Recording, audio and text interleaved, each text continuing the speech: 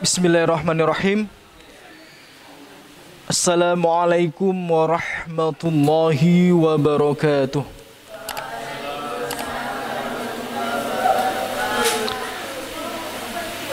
Alhamdulillah. Alhamdulillahilladzi arsala rasulahu bil huda wa dinil haq liyudhhirahu 'alad dini kullih wa kafa billahi syahida. Wassalatu wassalamu ala ashrafil anbiya'i wal mursalin nabiyina Muhammad wa ala alihi wa ashabihi wa man tabi'ahum bi ihsan ila yaumiddin amma ba'd.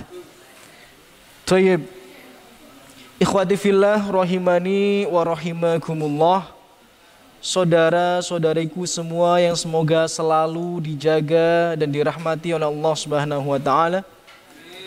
Pertama-tama kita panjatkan puja dan puji syukur kehadirat Allah Subhanahu wa taala karena sampai pada saat ini, sampai pada sore hari ini kita masih diberikan nikmat yang tidak terhitung jumlahnya, khususnya nikmat iman, nikmat Islam, nikmat kesehatan yang mungkin tidak diberikan Allah kepada hamba yang lainnya yang telah diberikan kepada kita semua.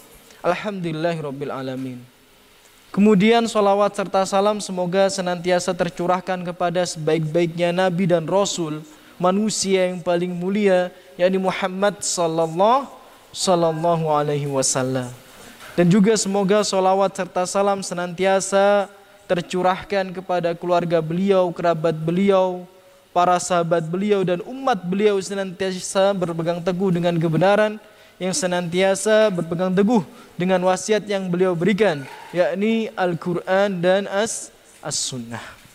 Tayyib, ikhwati fillah hafizakumullah, saudara-saudariku semua yang semoga selalu dijaga oleh Allah Subhanahu wa taala. Kita melanjutkan kajian kita pada sore hari ini, yakni masih membahas syarah Kitabut Tauhid, yakni kitab Al-Qaul Al-Mufid yang ditulis oleh Syekh Muhammad bin Shalih Al-Utsaimin rahimahullah. Dan sekarang saudara-saudariku semua yang semoga selalu dijaga dan dirahmati oleh Allah Subhanahu wa taala, kita masuk pada bab yang baru, yakni bab la yutbahu lillahi bimakanin yutbahu fihi li ghairillah. Artinya apa? Artinya bab tidak diperbolehkannya menyembelih untuk Allah. Jadi hukum asal menyembelih untuk Allah ini kan boleh dan wajib. Tapi ini tidak diperbolehkan. Kapan? Bimakanin yutbahu fihi li ghairillah. Jika disembelih di tempat yang di sana itu biasa disembelih untuk selain Allah, Jadi tidak diperbolehkan, saya ulang sekali lagi, menyembelih untuk Allah di tempat yang di sana itu biasanya disembelih untuk selain Allah Subhanahu wa taala. Kita lihat apa kata mu'alif di sini, tentang bab ini. Li'annahu, kenapa kok nggak diperbolehkan? Kenapa kita ini menyembelih untuk Allah? Pada hakikatnya, pada asalnya hukumnya itu mubah atau wajib bahkan. Tapi kenapa kok jadi haram jika disembelih di tempat yang terlarang atau di tempat yang biasa disembelih untuk selain Allah? Mengapa? Kata mu'alif, li'annahu muwafaqah lil musyrikin fi dhahir al-hal. Mengapa? Karena yang sedemikian itu menyerupai orang-orang musyrik. Fi dhahiril hal, dalam dhahirnya. Jadi secara dhahir itu seperti orang-orang musyrik, seperti orang-orang yang berbuat kesyirikan. Walaupun niatnya benar. Wa rubbama adkhala syaitan fi qalbik niyah sayyi'ah. Dan bisa jadi dengan berjalannya waktu syaitan itu akan memberikan was-was kepada diri antum untuk mengubah niat kita ini menjadi niat yang buruk. faya'taqid anadzaba fi hadal makan afdol. Kemudian berkeyakinanlah orang tersebut bahwa menyembelih di tempat tersebut akan lebih baik, lebih afdol, ya. Wa ma asbaha dalik, atau sesuatu yang selain daripada itu. Jadi misal contoh, kita menyembelih, misal nanti ada sebentar lagi kita masuk hari raya Idul Adha, ya.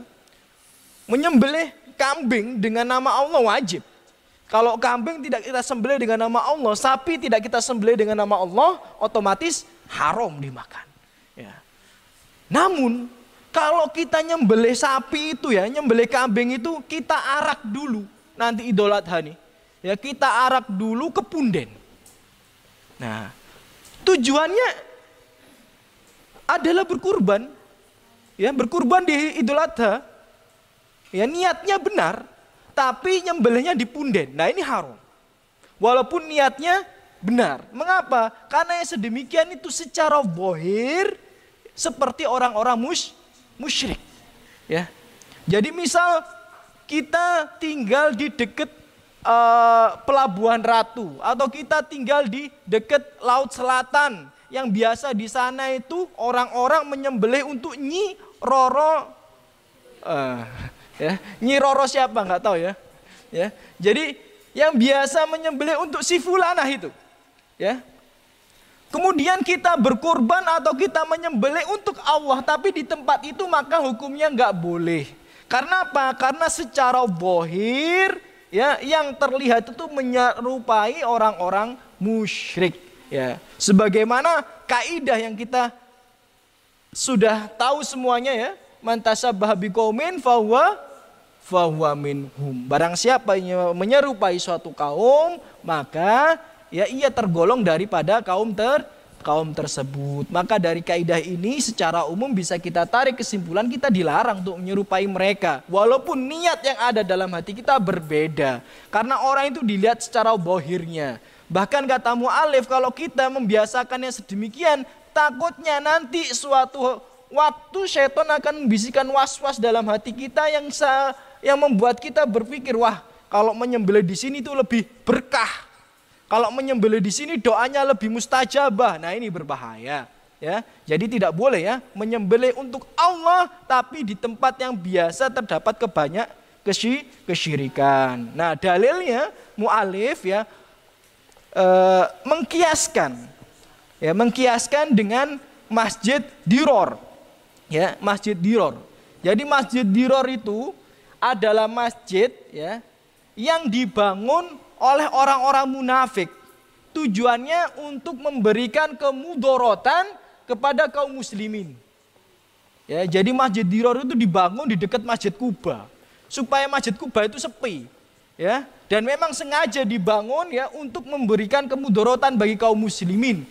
Nah, pertama, kalau kita sholat di masjid, pertanyaannya, boleh apa tidak? Boleh, hukum asalnya boleh.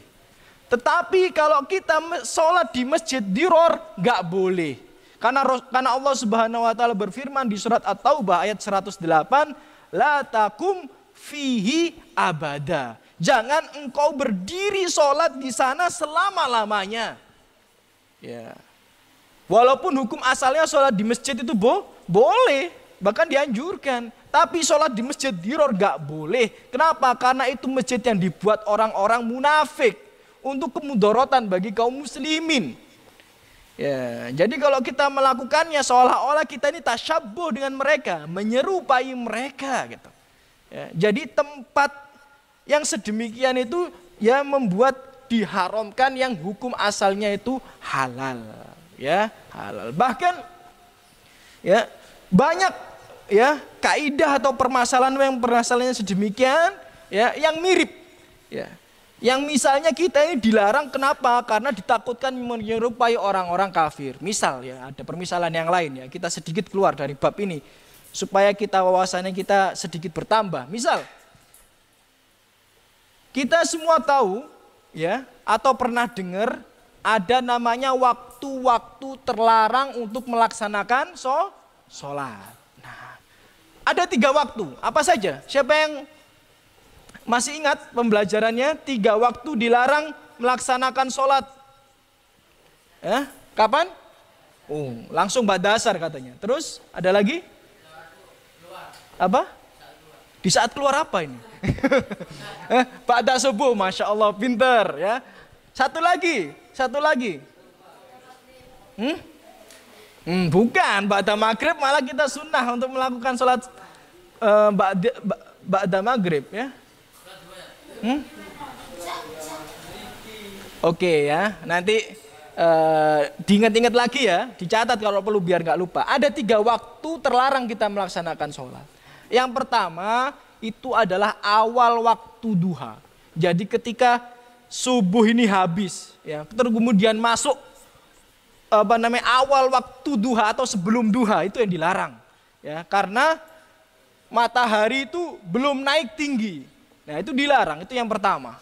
Yang kedua, sebelum duhur. Jadi ketika matahari tepat di atas kepala kita. Jadi ketika kita ini berdiri di siang hari kemudian tidak ada bayangan sama sekali, maka itu tidak diperbolehkan. Ya, makanya salah kalau kita berpikir waktu duhur itu ketika kita berdiri di siang bolong nggak ada bayangannya. Salah. Waktu duhur itu ketika kita berdiri di siang bolong kemudian ada bayangan yang condong sedikit ya ke arah timur. Nah, itu baru waktu duhur. Ya, tapi kalau nggak ada bayangan itu malah terlarang untuk melaksanakan sholat. Kemudian waktu yang ketiga adalah sebelum maghrib. Ya, sebelum maghrib. Nah, pertanyaannya mengapa kok waktu-waktu itu dilarang? Yang pertama, ya, ketika matahari belum naik tinggi itu adalah waktu di mana orang-orang Majusi penyembah matahari melaksanakan ibadah. Itu waktu yang terlarang yang pertama. Kemudian, kenapa kok sebelum duhur sama sebelum maghrib diharamkan sholat? Karena di waktu itu orang-orang Yahudi beribadah. Nah, orang-orang Yahudi ya beribadah itu sebelum duhur sama sebelum maghrib. 2 kali sehari. Maka daripada itu ya dilarang karena apa? Takut menyerupai mereka, tasyabuh.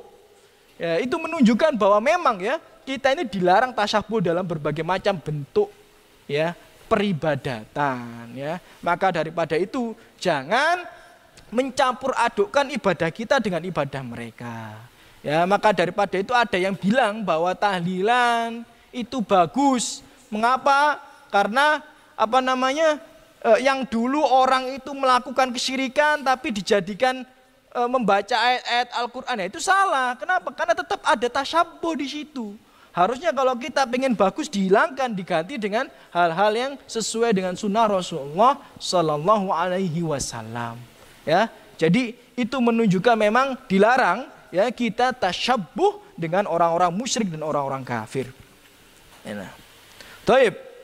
Nah, kemudian muallif ya Syekh Muhammad bin Abdul Wahhab At-Tamimi ya mengutip sebuah hadis yang diriwayatkan oleh Imam Ahmad wa an Thabit bin Dhahhak, dari Thabit bin Dhahhak radhiyallahu anhu ya, semoga Allah meridainya, qol berkata, nadara rajulun ayyanhar ibilan bibuana. Ada seorang laki-laki ya, kata Thabit bin Dhahhak ya, bernadar bahwa ia akan menyembelih seekor unta di Buana. Buana itu nama tempat dia.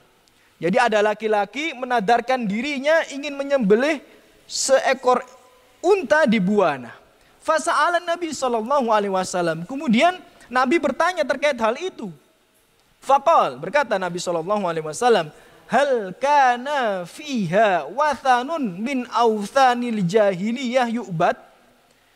Bertanya Nabi, apakah di sana itu ya, di tempat kamu bernadar ingin menyembelih unta itu, atau dia bernadar ingin menyembelih unta itu, ada wathanun. Wathanun itu apa? Wathanun itu adalah kullu ma yu'bad atau kullu ma ubida min dunillah. Semua yang disembah selain Allah itu wathan. Atau berhala lah bahasa kita ya. Bisa jadi syajar, pohon kata mu'alif, au hajar atau batu ya. Ya, dan lain sebagainya. Biasanya itu Kalau wathan itu kayak berhala-berhala kayak batu, pohon, punden dan lain sebagainya. Ya.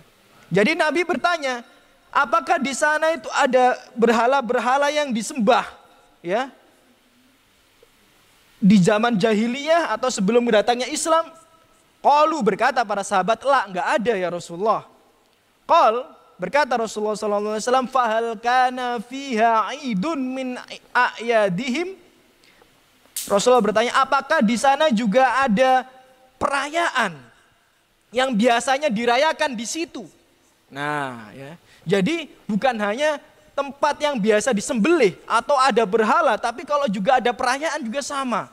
Sebagaimana kita tahu ya, ada beberapa tradisi-tradisi Hindu Buddha itu yang melakukan sebuah perayaan-perayaan di tempat tertentu. Ya, misal punden dan sebagainya. Ya, laut, ya. Atau tempat angker dan lain sebagainya, itu nggak boleh juga ya menyembelih di situ. Ya, qalu, berkata para sahabat, la, nggak ada ya Rasulullah. Faqala Rasulullah Sallallahu Alaihi Wasallam, maka Rasulullah Sallallahu Alaihi Wasallam berkata, aufi binadarik, artinya tunaikanlah nadarmu. Fa innahu la wafa'a linadarin fi maksiatillah, karena sesungguhnya apabila nadar itu terkait bermaksiat kepada Allah, maka tidak ada kewajiban untuk menunaikannya. Wala fima la yamliku ibnu Adam, dan tidak ada nadar bagi sesuatu yang ibnu Adam tidak mampu untuk menunaikannya atau melakukannya. Ya, di sini ya diriwayatkan juga oleh Imam Abu Dawud dan juga Imam Ahmad. Ya. Dan berkata wa isnaduhu ala syartihima, isnadnya masih bisa diterima ya menurut ya syarat penerimaan Abu Dawud dan Imam Ahmad rahimahumullah. Tayyib ya. Dari hadis ini ya secara secara garis besar kita ketahui Rasulullah ya mendengar ada orang bernadar mau menyembelih di suatu tempat ya. Rasulullah tidak langsung mengharamkan, tapi tabayun terlebih dahulu. Nah, ini kebiasaan baik Rasulullah SAW yang harusnya kita contoh. Jangan mudah memfatwa orang lain sesat. Jangan mudah menyalahkan orang lain. Kadang kita ini karena hidup dikelilingi oleh gosip dan gibah gitu ya. Jadi gampang menunjuk orang, gampang menyalahkan orang, padahal belum tabayun. Ya, bisa jadi berita yang sampai ke kita itu keliru. Bisa jadi berita yang sampai ke kita ini salah. Kemudian kita sudah buru-buru ya membagi berita ini kepada orang lain. Ini sangat berbahaya sekali. Berapa banyak dosa jariah yang tidak kita sadari yang demikian. Ya, akan sangat banyak pahala yang terbuang sia-sia nanti di hari kiamat. Kalau ada berita belum tabayun kita sebar. Ada berita belum tabayun kita sebar. Nah, sesungguhnya para sahabat kalau kita kembali ya kepada sirah, ya kepada jejak sejarah mereka, masya Allah, mereka itu sangat berhati-hati dengan kabar yang sampai kepada mereka. Ya, tabayun terlebih dahulu. Ya, dulu kita pernah kaji nih ya di hadis yang sebelumnya. Ketika ada orang pakai gelang aneh, ya.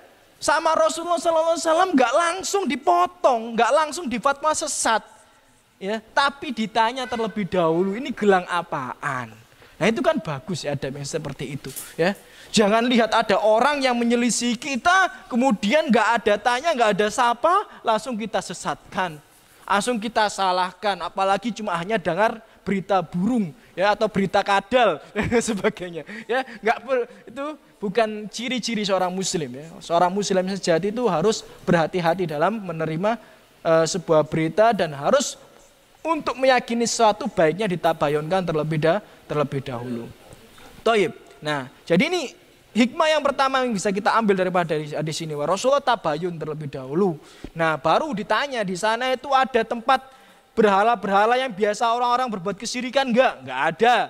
Ya, di sana itu ada tempat yang biasa jadi perayaan orang-orang kafir, orang-orang musyrik, tidak ada. Maka kata Rasulullah, selama itu nadarnya bukan bermaksiat kepada Allah dan masih mungkin untuk ditunaikan, maka hendaknya ditunaikan. Nah, toyib ya.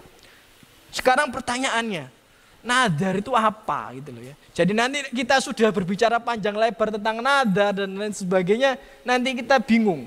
Ya, makna daripada nadar itu apa? Nadar ya secara bahasa ya, fil lughah ya, berkata mu'alif al-ilzam wal ahd.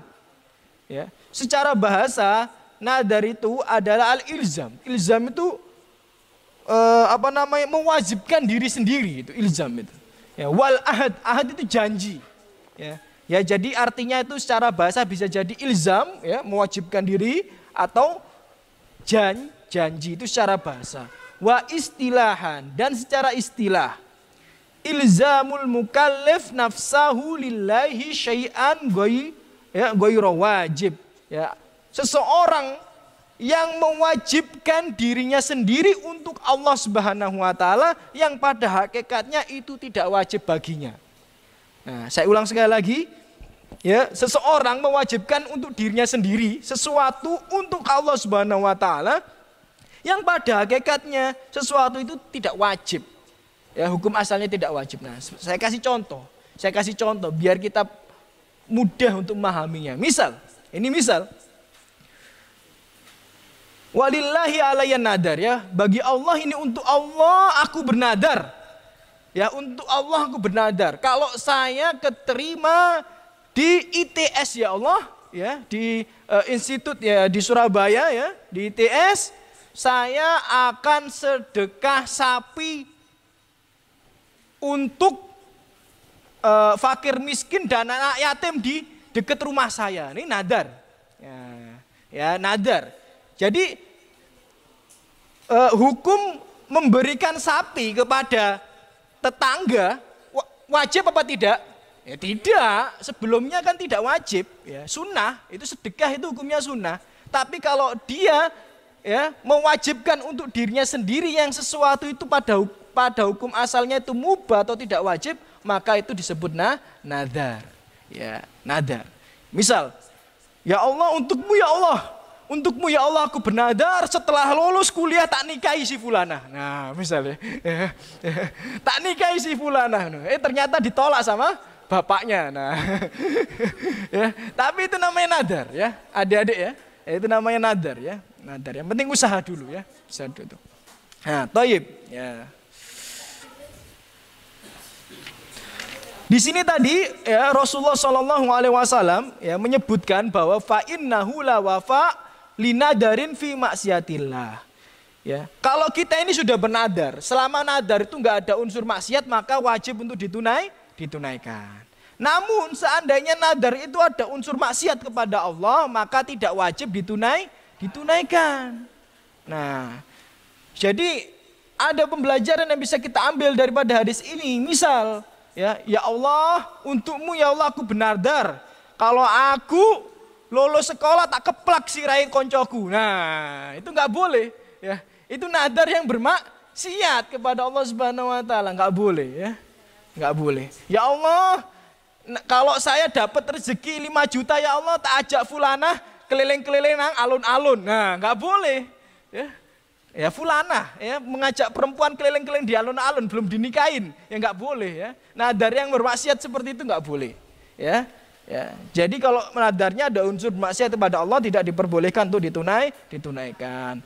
Wala fima la yamliku ibnu Adam. Dan ada nadar yang lain yang nggak perlu ditunaikan apabila memang anak Adam itu tidak mampu untuk melakukannya karena dia itu tidak memiliki hal itu. Misal, ya Allah, ya untukmu ya Allah aku bernadar kalau aku lulus kuliah ya tanah tonggoku tak dol tak bagi-bagi nang fakir miskin. Enggak boleh, tanah tangga nih didol ya kan tidak memiliki dia ya, tidak memiliki itu enggak boleh. Contohnya seperti itu memang ya. Saya Utsaimin mengatakan seperti itu ya, menjual tanah tetangganya di sini disebutkan enggak boleh ya. Nadar kalau yang kita tidak memiliki enggak boleh ya. Kalau kita nadar ya yang harus kita miliki. Itu contoh ya. La yamliku ibnu Adam. Jadi ibnu Adam enggak mungkin untuk menunaikannya karena dia tidak memilikinya. Contoh lagi, ya Allah untukmu ya Allah aku bernadar ya kalau saya lulus ujian, saya mau terbang. Nggak bisa. Ini Muhammad SAW mengatakan seperti itu. Nggak mungkin, karena seseorang tidak mungkin bisa terbang ya, kecuali pakai pesawat dan lain sebagainya dengan izin Allah Subhanahu wa taala. Nah, itu ya beberapa poin ya terkait tentang hadis yang diriwayatkan oleh Imam Ahmad dan Abu Dawud. Kemudian di sini ya mu'alif rahimahullah menyebutkan bahwa nadar itu banyak aksamnya. Aksam itu bagian-bagiannya. Ya, nadar itu banyak sekali bagian-bagiannya ya, banyak sekali macamnya. Ya, macam-macam nadar. Bahkan di sini mu'alif rahimahullah menyebutkan bahwa macam nadar itu ada 6. Ya, macam nadar itu ada 6. Ya. Taib ya, kita mulai ya. Yang pertama ya, macam nadar yang pertama adalah ma yajibu al-wafa bihi. Nadar yang wajib untuk ditunaikan. Ya. Nadar yang wajib untuk ditunaikan. Itu yang pertama. Dalilnya dalam hadis yang diriwayatkan oleh Imam Bukhari, Rasulullah sallallahu alaihi wasallam bersabda, "Man nadara ayyuti Allah falyuti'hu." Barang siapa yang bernadar untuk ketakwaan kepada Allah, maka hendaknya ia menunaikannya. Ya, hendaknya dia taat kepadanya, ya. Jadi itu hadis yang diriwayatkan oleh Imam Bukhari. Jadi dari hadis ini ya bisa kita ambil kesimpulan bahwa nadar yang pertama itu adalah nadar yang wajib untuk ditunaikan. Misal ya, untuk Allah aku bernadar kalau saya lulus ya, kalau saya lulus kuliah, saya akan memberikan makan untuk 100 orang miskin. Nah, itu wajib ditunaikan. Karena memberikan makan untuk orang miskin itu pahala apa tidak? Pahala. Ketaatan kepada Allah apa tidak? Ketaatan kepada Allah. Maka wajib untuk ditunaikan. Dan macam-macam yang lainnya. Ya, biasanya kan banyak orang itu nadarnya bentuknya memang sedekah. Ya, sedekah kepada orang miskin, ya, kepada janda dan lain sebagainya. Ya. Baik. Itu macam nadar yang pertama. Kemudian macam nadar yang kedua. Kata mu'alif as-tsani ma yuhram al-wafa bihi. Yakni nadar yang diharamkan untuk ditunaikan. Ya, yang nomor 2. Nadar yang diharamkan untuk ditunaikan. Yang pertama tadi wajib untuk ditunaikan, yang kedua haram untuk ditunaikan. Wahuwa nadar al-maksiyah, yaitu adalah nadar yang ada unsur kemaksiatan di dalamnya. Dalilnya hadis yang diriwayatkan oleh Imam Bukhari, wa man nadara ayyasiyallah fala ya'sihi. Ya, barang siapa yang bernadar bermaksiat kepada Allah Subhanahu wa taala, maka hendaknya dia tidak bermaksiat atau tidak menunaikan nadar tersebut. Hadis yang lainnya yang diriwayatkan oleh Imam Muslim, fa innahu la wafa linadrin fi maksiatillah. Sesungguhnya tidak ada kewajiban untuk menunaikan sebuah nadar apabila dalam nadar itu ada unsur bermaksiat kepada Allah Subhanahu wa taala. Jadi seperti yang contoh yang sudah Ustadz sampaikan tadi, ya. Misal ada orang bernadar untuk ya ngajak pacarnya jalan-jalan di alun-alun, ya nggak boleh, ya haram, ya nggak perlu ditunaikan, ya tidak perlu ditunaikan, jangan ada alasan, ya Ustadz, saya ini Ustadz sebenarnya nggak pengen ngajak pacarku jalan-jalan nang alun-alun, tapi aku kadung nadar Ustadz, takut nih gak tunaikan nanti aku dosa.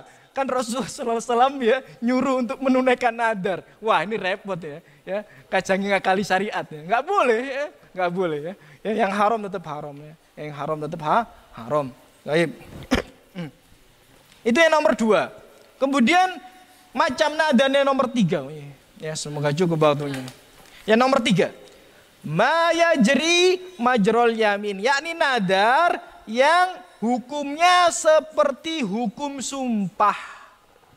Nadar yang hukumnya seperti hukum sumpah. Wa huwa nadrul mubah. Yakni nadar yang sifatnya mubah. Ya. Jadi nadar yang hukumnya seperti hukum sumpah yakni yang hukumnya atau sifatnya mubah.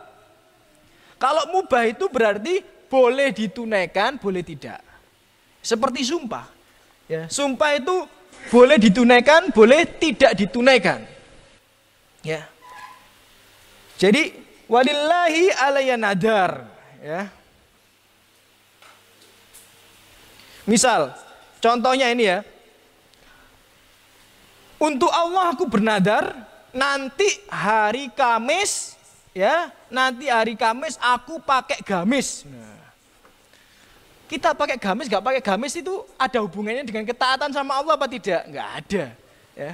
Kecuali kalau antum nggak pakai baju, nah itu berarti antum bermaksiat kepada Allah Subhanahu Wa Taala. Ya, tapi mau kita pakai gamis, mau kita pakai sarung, tidak ada masalah kan di hadapan Allah Subhanahu Wa Taala. Ini nadarnya mubah, tapi kita terlanjur bernadar, ya itu seolah-olah hukumnya seperti sumpah.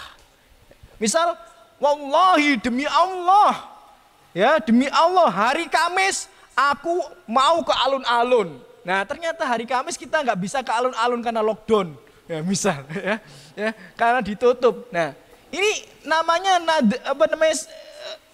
bisa ditunaikan bisa tidak, tapi nanti ada syaratnya kalau tidak ditunaikan. Kalau tidak ditunaikan maka harus membayar kafarat. Ya, kafarat itu tebusan atau penebusan dosa tadi atau pelanggaran yang sudah kita lakukan. Karena kita sudah bernadar tidak dilakukan, ya nadar mubah atau bersumpah tidak dilakukan, ya tidak diamalkan, maka kafaratnya nadar dengan kafaratnya sumpah itu sama. Ya, sama. Berapa? Nanti insya Allah kita bahas. Ya, ini masih belum selesai soalnya. Soalnya semuanya nanti ini ya, yang kalau sudah bernadar nggak jadi melaksanakan nadarnya, dianjurkan atau diwajibkan untuk membayar kafarat. Ya, kafaratnya kafarat sumpah. Pertanyaannya,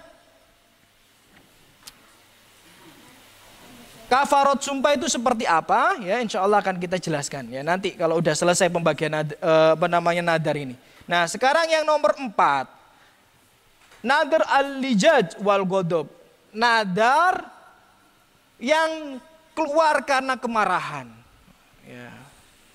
Ya, nadar yang keluar karena kemarahan. Jadi ini mu'alif ya, ini panjang lebar menjelaskan. Biasanya nadar yang sedemikian itu karena seseorang itu sudah marah pada orang yang lainnya. Ya, misal dibully terus ya, dibully terus kemudian demi Allah, aku bernadar. Nah, gara-gara dibully ya. Sebenarnya dia nggak mau sedekah, ya. Sebenarnya dia nggak mau ngasih orang miskin, tapi karena dibully pelit dan lain sebagainya, ya, akhirnya dia bernadar. Nah ini ya nadar sumpah ya atau nadar marah. Dan ini hukumnya juga sama seperti sumpahnya, tidak jauh beda sama yang nomor 3. Kemudian al-khamis, nadar makruh, ya. Nadar yang hukumnya makruh, ya. Apa nadar yang hukumnya makruh? Ya berarti yang perbuatan-perbuatan makruh, ya. Jadi semua perbuatan makruh yang kita jadikan syarat untuk melakukan sebuah nadar, maka nadarnya hukumnya makruh, ya. Nadarnya hukumnya makruh, ya. Kemudian yang ke-6, ya, nadar mutlak, ya. Nadar mutlak itu dia bilang gini, lillahi alayyan nadar, ya. Jadi untuk Allah Subhanahu Wa Taala aku bernadar. Nadar apa? Enggak jelas dia. Ya, yang penting dia bernadar aja. Nadar apa? Enggak jelas. Ya, ini nadar mutlak ya, namanya. Ya. Jadi kalau dia seperti itu ya dia harus melakukan sesuatu atau membayar kafarah. Ya. Jadi dari 6 contoh nadar ini, ya, ikhwati fillah, hafidhakumullah, ya. Saudara-saudariku yang semoga selalu dijaga oleh Allah Subhanahu Wa Taala, kita ketahui bahwa nadar itu ada yang wajib ditunaikan. Ada 6 tadi ya. Nah, wajib ditunaikan, ada yang haram untuk ditunaikan, ada yang mubah ya bisa ditunaikan atau tidak, ada yang makruh ya, ada yang mutlak dan lain sebagainya. Semuanya apabila kita sudah bernadar kemudian tidak ditunaikan, maka kafaratnya seperti kafarat sumpah. Nah sekarang kita baca ayatnya, kafarat sumpah itu seperti apa. Ada di surat Al-Maidah ayat 89. Ya, Allah berfirman di surat Al-Maidah ayat 89 yang berbunyi, la yu'akhidukumullahu billagwi fi aimanikum walaki yu'akhidukum bima aqadtumul aiman. Allah itu tidak menghukum kamu disebabkan sumpah-sumpahmu yang tidak disengaja, tetapi Dia menghukummu karena disebabkan sumpah-sumpah yang kamu sengaja. Ya, sumpah yang disengaja kemudian nggak mau ditunaikan, nah Allah menghukum. Kalau kita nggak mau menunaikannya, ya, fakafaratuhu, maka kafaratnya it'amu asyarati masakin. Ya, kalau kita ya sudah bersumpah, sudah bernadar, nggak mampu untuk menunaikannya, maka kafaratnya, ya, yang pertama itu adalah it'am. It'am itu ngasih makan. Ngasih makan orang miskin 10 orang. Asyarati masakin. Ya. Jadi memberi makan 10 orang miskin. Ya. Min ausati ma tut'imuna ahlikum au kiswatuhum au tahriru raqabah. Ya. Memberi makan 10 orang miskin dari makanan yang biasa kamu berikan kepada keluargamu. Ya, kalau keluarga kita biasa makan ayam, berarti kita ngasih makan 10 orang miskin lauknya ayam. Kalau keluarga kita makan tempe, berarti kita ngasih ya 10 orang miskin makannya tempe. Kita kasih ayam nggak apa-apa ya. Tapi jangan sampai kita makannya gurami ayam, ya, kemudian 10 orang miskin dikasih lauknya tahu, nah, ambek gorengan, ya. Tahu ambek gorengan sing akeh minyake, ya, kakek dimangan watuk-watuk, ya, dan nggak boleh, ya. Jadi kalau kita mau kafaratnya sumpah, kafaratnya nadar, ya, maka hendaknya memberikan makanan yang biasa dimakan oleh keluarga kita. Nah, taib.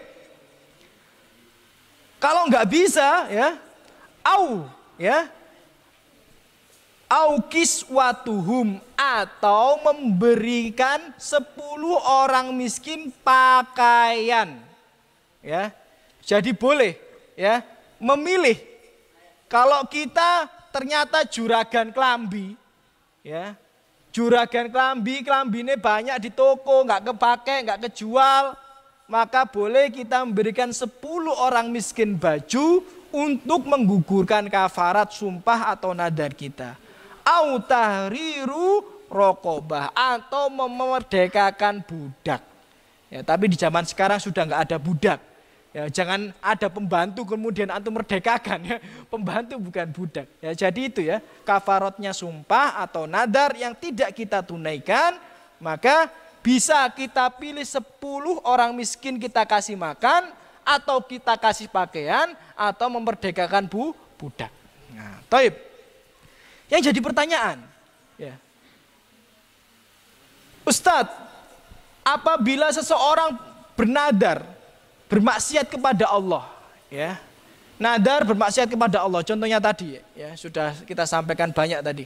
Nah, kalau ditinggalkan, apakah wajib bagi dia untuk membayar kafarat? Gitu. Kalau dia nadarnya perkara mubah dan lain sebagainya, mungkin kalau ditinggalkan dia bayar kafarat, ya. Tapi ini maksiat, Ustaz, ya. Nadar pengen ngeplak ibuke, nggak boleh, ya. Ada nggak seperti itu? Banyak, sering, ya. Bahkan pernah kita dengar itu, ya. Ya, dia bersumpah, bernadar pengen ngeplak orang tuanya, ya, pengen nyuri dan lain sebagainya. Na'udzubillah min dzalik. Karena memang zaman sekarang ini anak-anak itu, ya, pendidikannya sangat minim sekali. Ya, kalau yang sedemikian hukumnya gimana? Apakah tetap bayar kafarat atau tidak? Nah, ini ulama berbeda pendapat, ya. Ulama berbeda pendapat. Secara singkatnya bahwa, ya, Imam Ahmad bin Hambal rahimahullah berpendapat seseorang apabila, ya, bernadar bermaksiat kepada Allah kemudian tidak menunaikan, kata Imam Ahmad bin Hambal, nggak perlu bayar kafarat. Dalilnya apa? Karena la wafa linadarin fi maksiatillah, ya, seperti hadis yang sudah disampaikan tadi, ya, yang diriwayatkan oleh Imam Muslim, bahwa tidak ada nadar bagi orang yang bermaksiat kepada Allah. Kalau dibilang tidak ada, berarti tidak perlu ditunaikan kafarotnya. Ini pendapat Imam Ahmad. Namun imam-imam yang lain mengatakan tetap membayar kafarot. Nah, ini ikhtilaf ulama ya, perbedaan pendapat di antara para ulama. Nah, kemudian dari hadis tadi ya, wa yustafad minal hadis ya, dari hadis yang kisah Rasulullah Shallallahu alaihi wasallam tadi ya, yang membolehkan orang menunaikan nadarnya menyembelih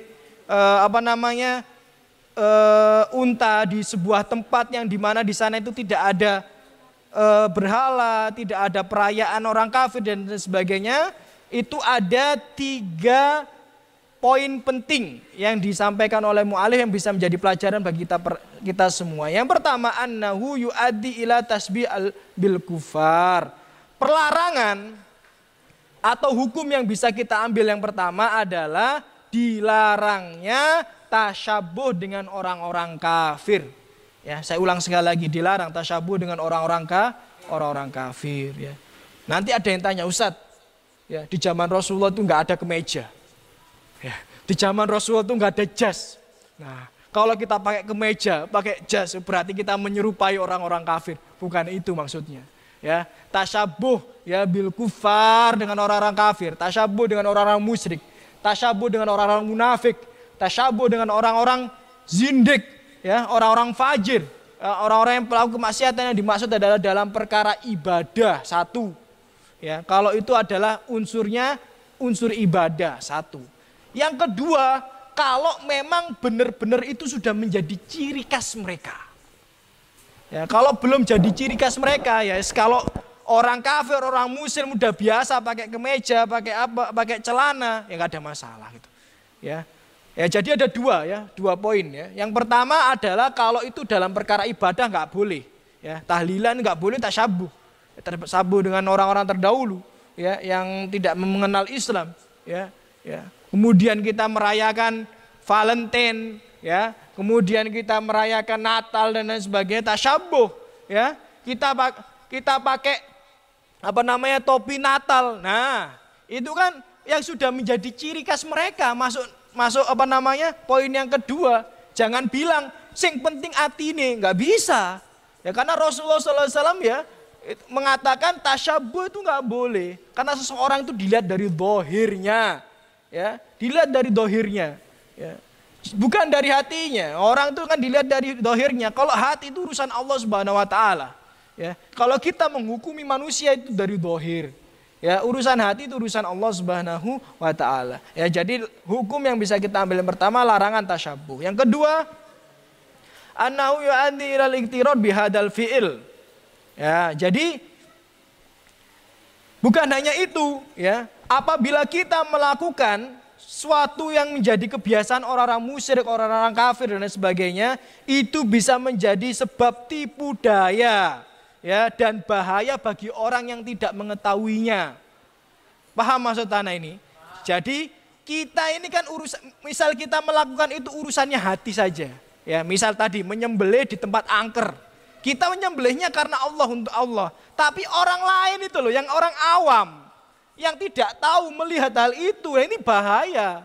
Bisa jadi bisikan setan datang, kemudian dia meniru kita yang padahal dia tidak tahu maksud tujuan kita. Ya. Dan banyak hal terjadi di masyarakat itu seperti itu karena niru-niru. Ya, sebagaimana kita tahu awal terjadi kesyirikan dulu itu karena niru-niru. Ya, orang pertama dulu di generasi awal itu orang-orang soleh dibuatkan patung supaya kalau lihat patung itu semangat ibadah. Ya mungkin niatnya nggak terlalu menyimpang daripada kesyirikan, nggak ada unsur kesyirikan di situ. Tapi orang yang awam, orang yang jahil melihat, akhirnya diberikan was-was oleh syaitan. Tuh, orang bikin itu tuh supaya minta ke situ. Ya, minta ke patung itu, akhirnya keliru, sesat dan lain sebagainya. Dan bisa jadi ziarah wali-wali dulu juga karena niru-niru. Dulu orang-orang terdahulu itu mungkin cuma datang ke kuburan ziarah, ya, mendoakan mayit dan lain sebagainya. Cuma orang-orang yang jahil, ya, niru, gak gelem takon. Nah, makanya itu ya, malu bertanya sesat di jalan. Apalagi kalau antum malu bertanya urusan agama. sesat nang neraka. Ya bahaya ini ya. Kalau sudah sesat nang neraka sapa sing nulung mlebu surga. Ya. Jadi bahaya, mungkin tradisi ziarah itu karena itu tadi tiru meniru. Jadi dilihat kok wong iki nang kuburan ngangkat tangan. Ya, mungkin dulu orang yang dulu itu bener mendoakan mayit, ya, tapi kan dia meneng. Suaranya gak banter, akhirnya ditiru tapi keliru. Malah dia sing jauh dungo nang mayite. Nah, ya. Jadi berbahaya ya. Tasyabuh dengan orang-orang kafir, dengan orang-orang munafik, dengan orang-orang pelaku kesyirikan bahaya. Mengapa? Karena itu bisa membuat orang-orang jahil, orang-orang awam itu ya salah persepsi terhadap kita. Kemudian yang ketiga, yang sedemikian itu kenapa kok dilarang tasyabuh dengan orang-orang kafir? Karena itu membuat orang-orang kafir itu menjadi merasa bangga, menjadi merasa dirinya mulia. Nah, contoh nih, kita pakai kita pakai topi Sinterklas misalnya di hari Natal, itu ngubah iman kita apa tidak? Ya tidak, mau bagaimana langsung diubah kita jadi kafir gara-gara pakai topi? Enggak, ya. Cuma ada banyak mudorot ya, yang secara tidak langsung. Misal orang-orang kafir lihat kita pakai Sinterklas, seneng nggak dia? Ya seneng. Ya seneng orang-orang kafir karena agamanya dia kok. Ya agamanya dia dipakai sama agama orang lain, dia seneng. Ya, ada perayaan Natal, ya, ada perayaan Hindu, kemudian kita ikut nimbrung, ya. Wayahe riyoyo melok donga riyoyo, wayahe Natal melok donga Natal, wayahe Hindu elok donga Hindu. Ya orang kafir seneng lihat yang seperti ini. Nah nggak boleh. Ya padahal kita ini tidak boleh membuat bangga orang-orang kafir dengan perbuatan kita. Ya ini nggak boleh. Ya maka aizzatin alal kafirin. Ya, jadi nggak boleh kita ini harus merasa rendah di hadapan orang-orang kafir, nggak boleh, ya, nggak boleh. Ya. Jadi yang sedemikian tasyabuh itu 3 poin itu menjadi sebab dia dilarang. Ya. Kemudian adik-adik sekalian kita masuk bab baru. Ya, ini masih ada waktu 10 menit. Ya, insya Allah cukup karena bab ini sangat pendek sekali. Ya. Ya, bab baru ini ya setelah kita bahas tentang tadi ya dilarang menyembelih untuk Allah di tempat yang biasa disembelih untuk selain Allah. Nah, sekarang bab yang setelahnya adalah bab minasyirk an-nadar li ghairillah. Yang termasuk daripada syirik itu adalah nadar untuk selain Allah. Ya, jadi nadar itu hanya untuk Allah. Barang siapa yang bernadar untuk selain Allah, maka ia telah syirik. Ya, dalilnya apa? Ya, dalilnya di sini ya mu'alif ya menyebut atau mengutip surat Al-Hajj ayat 29. Al-Hajj ayat 29. Wal yufu nudhurahum. Allah Subhanahu wa taala berfirman, dan hendaknya mereka menunaikan nadar-nadar mereka. Nah, ini kan kalimat perintah. Sebagaimana kaidah dalam Al-Qur'an, setiap perintah ya, yang diperintahkan Allah kepada kita, maka itu hukumnya wajib. Berarti itu adalah termasuk daripada ibadah. Ya, dari dalil ini maka para ulama sepakat, ya, bahkan bisa dikatakan ijma bahwa nadar itu adalah sebuah ibadah. Dalam ayat yang lainnya di surat Al-Insan, ya, ketika Allah Subhanahu wa taala ya menyebutkan innal abrara, ya orang-orang yang berbuat kebaikan, orang-orang yang dijamin surga. Nah, itu salah satu sifatnya ya disebutkan oleh Allah Subhanahu wa taala di surat Al-Insan ayat 7, yufuna bin nadar. Ya, ciri-ciri penghuni surga itu salah satu sifatnya di surat Al-Insan itu disebutkan oleh Allah Subhanahu wa taala, mereka itu biasa menunaikan nadarnya. Jadi kalau sudah bernadar itu harga mati untuk ditunaikan, istilahnya gitu ya. Bahasa kita seperti itu. Nah, itu menunjukkan bahwa hal itu adalah ibadah. Karena tidak mungkin Allah memuji sesuatu jika itu tidak ada unsur ibadah. Nah, dan kaidah asal ibadah itu hanya untuk siapa? Hanya untuk Allah. Dalilnya apa yang sudah kita hafal? Iyyaka na'budu. Ya, jadi hanya kepadamu ya Allah kami beribadah, menyembah. Ya. Jadi karena nadar ini adalah termasuk ibadah, maka nadar ini hanya untuk Allah. Ya, dan di surat Al-Baqarah ayat 270 ya Allah berfirman, "Wa ma anfaqtum min nafaqatin aw nadartum min nadrin fa innallaha ya'lamu." Dan apa yang kalian infakkan, apa yang kalian nadarkan, ya, sesungguhnya Allah mengetahuinya, ya. Jadi seolah-olah nadar ini disandingkan dengan infak yang itu merupakan ibadah, maka nadar itu adalah ibadah. Dan dalil yang jelas, ya, adalah dari Aisyah radhiyallahu anha yang diriwayatkan oleh Imam Bukhari, anna Rasulullah sallallahu alaihi wasallam qaal, ya Rasulullah sallallahu alaihi wasallam berkata, "Man nadara ayyuti Allah falyuti'hu wa man nadara ayyasi Allah fala ya'sih." Barang siapa yang bernadar untuk taat kepada Allah, maka hendaknya ia taat kepada Allah. Dan barang siapa yang bernadar bermaksiat kepada Allah, hendaknya dia tidak bermaksiat kepada Allah. Dalam tafsir atau syarah hadis ini disebutkan yang diantara daripada nadar maksiat kepada Allah adalah nadar untuk selain Allah Subhanahu wa ta'ala. Jadi misal gini, untukmu aku bernadar, nggak boleh. Untukmu siapa? Kamu manusia, nggak boleh. Ya. Ya, jadi kita tidak boleh mewajibkan diri kita untuk seorang manusia.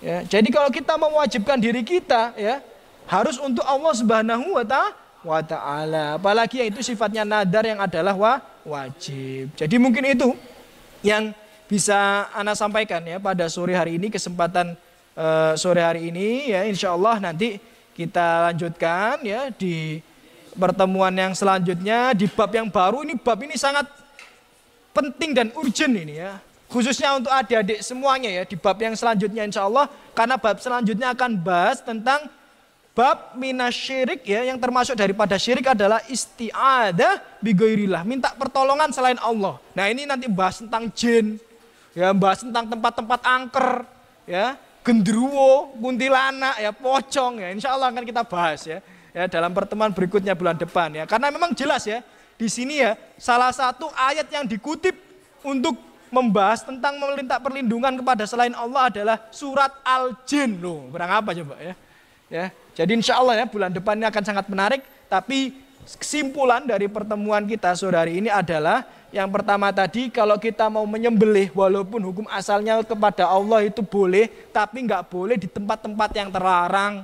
Contohnya apa? Tempat-tempat angker, punden, atau tempat-tempat yang biasa disembelih untuk selain Allah. Itu bab yang pertama. Yang kedua, kalau kita mau nadar, ya harusnya itu wajib apabila nadarnya ini nadar taat kepada Allah. Kalau nadar maksiat nggak wajib atau nggak perlu kita tunaikan. Kalau kita sudah bernadar nggak bisa ditunaikan, bayarnya kafarot. Kafarotnya apa? Ngasih makan 10 orang miskin atau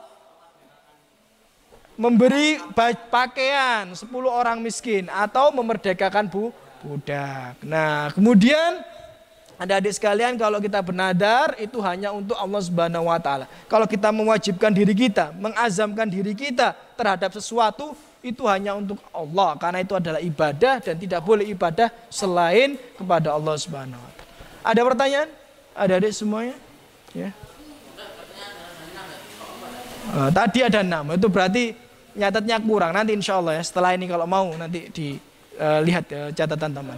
Mungkin itu yang bisa kita gali ya, kita ambil khazanah keilmuannya dari para syekh-syekh kita, ustadzah kita pada sore hari ini. Kurangnya dari saya pribadi ya, khilafnya dari saya pribadi dan bisikan syaitan, lebihnya dari hidayah Allah, petunjuk Allah, bimbingan Rasulullah SAW. Ya, kita tutup dengan doa kafaratul majelis, semoga itu bisa menghapus semua dosa-dosa dan kekurangan kita di majelis ini. Ya, subhanakallahumma bihamdika asyhadu an la ilaha illa anta astaghfiruka wa atubu ilaik. Ya, semoga semuanya dibalas oleh Allah Subhanahu wa taala dengan sebaik-baiknya balasan, baik yang di sini maupun yang melihat di rumah. Assalamualaikum warahmatullahi wabarakatuh.